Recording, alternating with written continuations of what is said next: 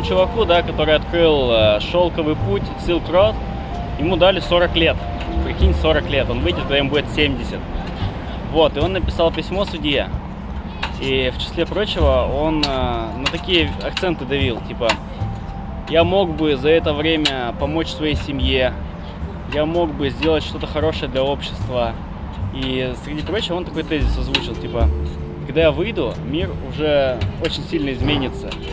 И я, типа, буду не нужен в этом мире.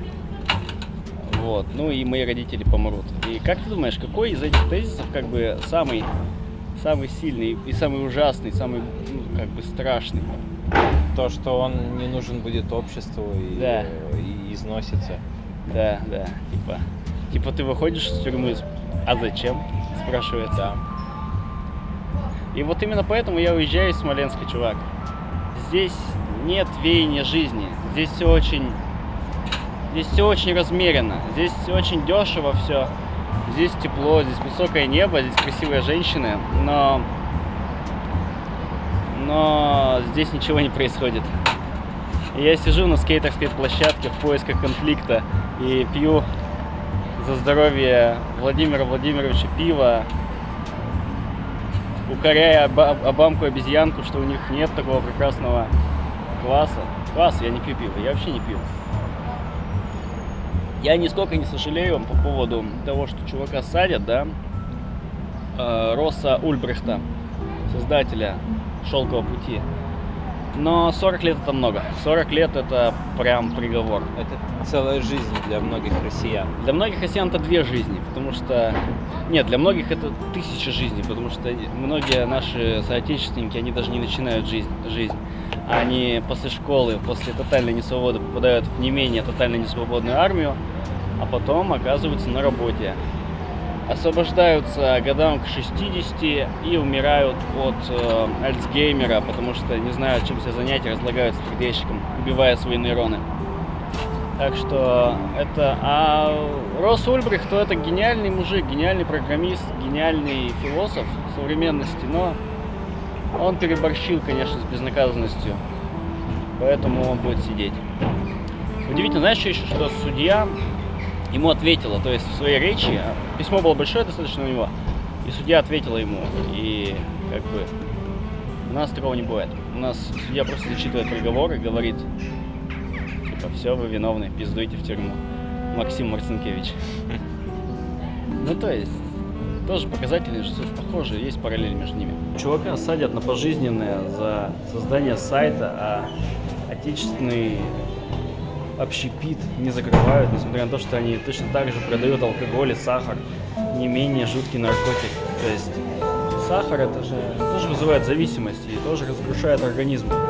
Просто чуть дольше это занимает времени. Пример абсолютно бездумного использования бюджетных средств — это вот эти таксофоны ростелекомовские, а раньше как-то по-другому называлась эта компания, не помню, но даже в моем фильме «Борщевик», кажется, я их показывал, они размещены повсюду, во всех деревнях, но видите эту кристальную чистоту, здесь нет вандалов, здесь пыль, это никому не интересно, никто не пользуется, он даже не работает.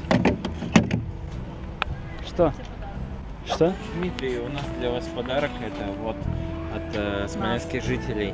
Это очень трогательно, и я бы проникся какой-то теплотой к тебе, если бы тебя звали, блядь, Восточный экспресс-банк. Здесь можно нарисовать смартфон, как бы, и направлять людей, которые по ошибке придут позвонить на эту херню, на пользование нормальным устройством. Это абсолютно неюзабельная херня. Кстати, я сам на шелковом пути, да, на Silk Road ни разу не заказывал наркотики, но одна моя бывшая, она была завсегдатой этого сайта. И при мне она, несколько раз, как она говорила, я не могу доказывать, чтобы у меня не было проблем никаких, она делала заказы с этого сайта, и я думаю, что в какой-то степени Росс Ульбрихт, да, наверное, он продлил наш брак, Росс Ульбрихт продлил наш брак на несколько недель, месяцев.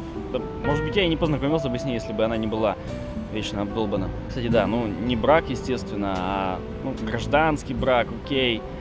Я не думаю, что... Я никогда не был в браке, никогда не был женат, у меня никогда не было детей. Я думаю, браком мои отношения, возможно, можно назвать только с женщиной без руки, сбракованной. То есть я в этом случае только могу быть в браке.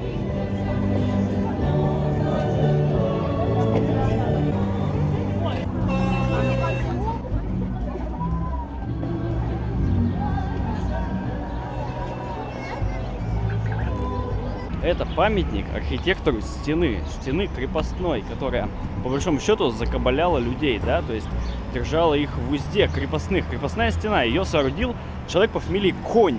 Вот, и, значит, он восседает на одной из главных площадей. И рядом с этим решили объединить праздник детства, День защиты детей. Не означает ли это, что детей следует держать за стеной? Ну и это не все. В толпе почему-то среди детей и их надзирателей рядом у создателя крепостной стены находился инвалид в коляске. Не заметили вы его или нет, но у этой коляски сделан очень крутой апгрейд.